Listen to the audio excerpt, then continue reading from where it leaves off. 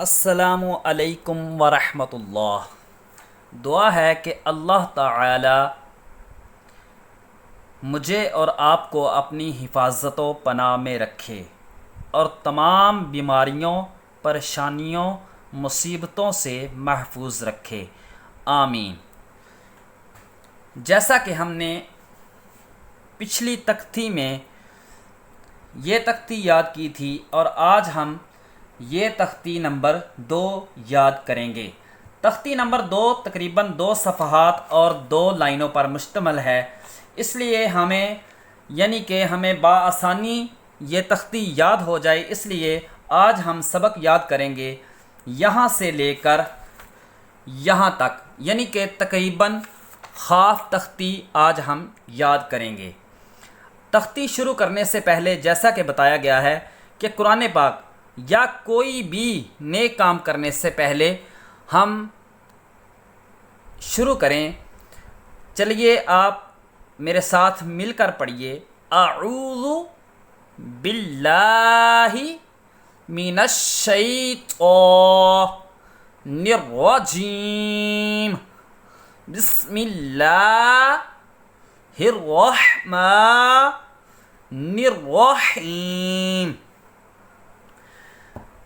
پچھلی تختی میں ہم نے حرف جو ہے وہ الگ الگ پڑھا تھا، جیسا کہ الف، با، طا۔ اب اس تختی میں کچھ حروف جو ہیں وہ ایک دوسرے کے ساتھ ملے ہوئے ہیں، جن کی کچھ کی پہچان ہم نے نقطوں سے کرنی ہے اور کچھ کی پہچان ہم نے دائیں اور بائیں کی شکل میں کرنی ہے۔ ہم شروع کرتے ہیں۔ الف، لام الف، لام الف، با الف، لام الف، لام۔ یہ دیکھیں، لام دائیں طرف ہے اور الف بائیں طرف ہے۔ یہاں پہ بھی لام دائیں طرف اور الف بائیں طرف۔ یہاں پہ با الف، با دائیں طرف، الف بائیں طرف۔ لام الف، لام ح، لام الف، با لام با۔ یہ دیکھیں، پچھلے قاعدے میں ہم نے پڑھا الگ الگ لفظ کو، یہاں پر وہی لفظ جو ہیں وہ ایک دوسرے کے ساتھ ملے ہوئے ہیں اور جن کی پہچان ہم نے کچھ کی نقطوں سے کرنی ہے اور کچھ کی ان کی شکل سے کرنی ہے۔ با، لام، با۔ با کے جیسے کہ با کی پہچان ہے کہ اس کا نقطہ نیچے ہوتا ہے، با لام با۔ اگر یہی نقطہ اس کے اوپر چلا جائے گا تو یہ بن جائے گا نون لام با۔ یہ دونوں نقطے کیونکہ نیچے ہیں اس لیے اسے ہمیں یہ بھی با ہے اور یہ بھی با ہے، با لام با۔ کاف، یہ وہ کاف ہے جو ہم نارمل حالت میں ادا کریں گے اور یہ وہ کاف ہے جو ہم تھوڑا سا موٹا کر کے جس کو پڑھتے ہیں، قاف۔ یہ نارمل حالت میں کاف، کاف، قاف با، قاف با، قاف الف، قاف الف، با کاف تا، تا قاف ثا، با طا ثا۔ یہ تینوں حروف تقریباً ایک جیسے ہیں اور تینوں کی شکل تقریباً ایک جیسی ہے، صرف نقطوں کا فرق ہے جو پچھلی تختی میں ہم نے بتایا تھا کہ کس کے نیچے نقطے ہیں اور وہ حرف کس طرح ادا کرنا ہے اور کس کے اندر نقطے ہیں اور وہ حرف کس طرح ادا کرنا ہے۔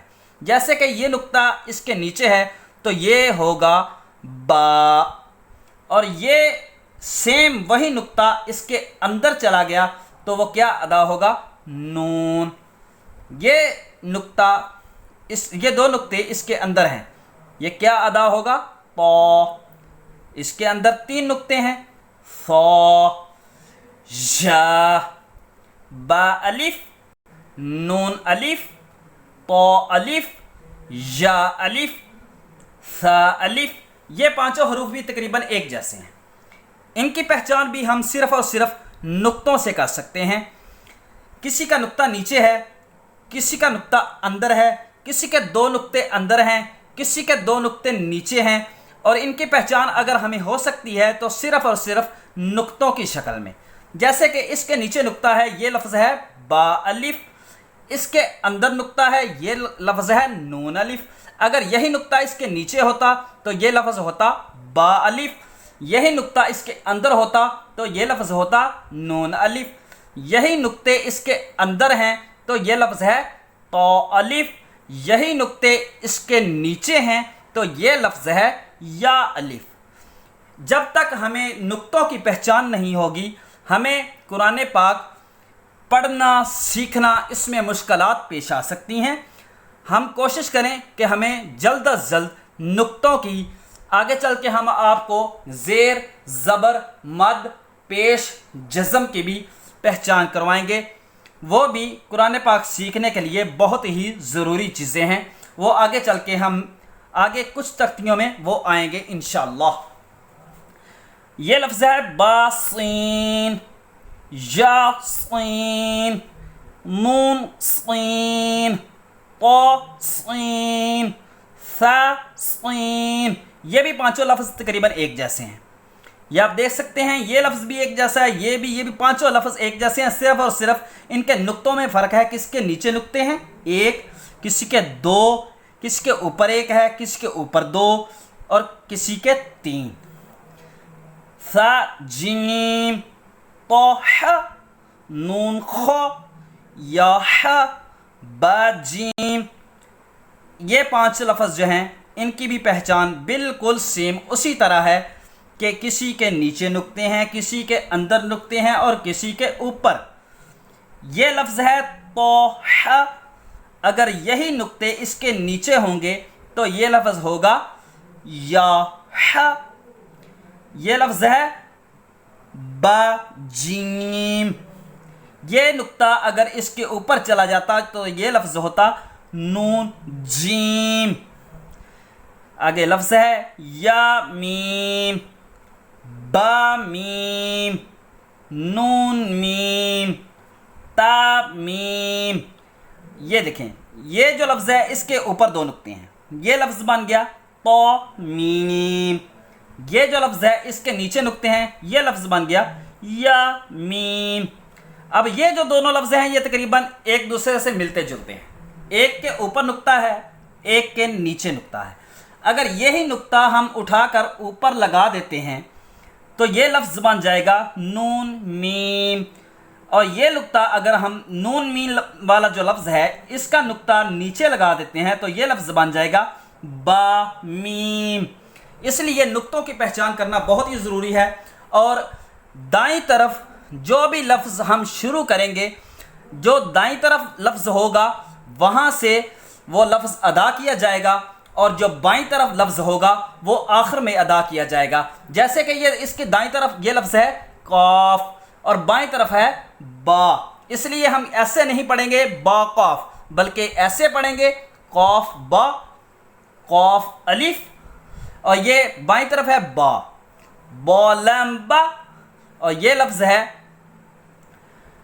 बा कौफ्ता। दाईं तरफ वाला लफ्ज़ पहले अदा किया जाएगा और बाईं तरफ वाला लफ्ज़ बाद में अदा किया जाएगा। ऐसे नहीं पढ़ सकते तो कौफ बा, ये लफ्ज़ ये ऐसे पढ़ना बिल्कुल गलत है। दाईं तरफ वाला लफ्ज़ पहले अदा करेंगे, बा फिर कौफ फिर ता। आज हमने सबक याद किया और लास्ट में ये लफ्ज़ रह गया था सा मीम। आज हमारा सबक यहाँ तक है। जहाँ से आपको समझ ना आए वहाँ से आप वीडियो को बार बार रोककर थोड़ा सा बैक करके फिर फॉरवर्ड करें, बैक करके फिर उसको समझें, अच्छी तरह से पढ़ें।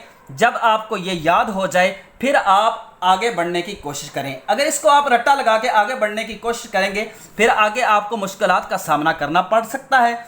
इसलिए अगर आप इसको अभी बार बार याद करके अच्छी तरह याद कर लेंगे तो बाआसानी आप पूरा कुरान पाक पढ़ सकते हैं। अल्लाह ताला हमें कुरान पाक पढ़ने याद रखने की तौफीक अता फरमाए और आगे दूसरों को भी पढ़ाने की तौफीक अता फरमाए। اس میں اگر کوئی بھی غلطی ہوئی ہو تو اللہ تعالیٰ مجھے اور آپ کو معاف فرمائے۔ جزاک اللہ خیرہ۔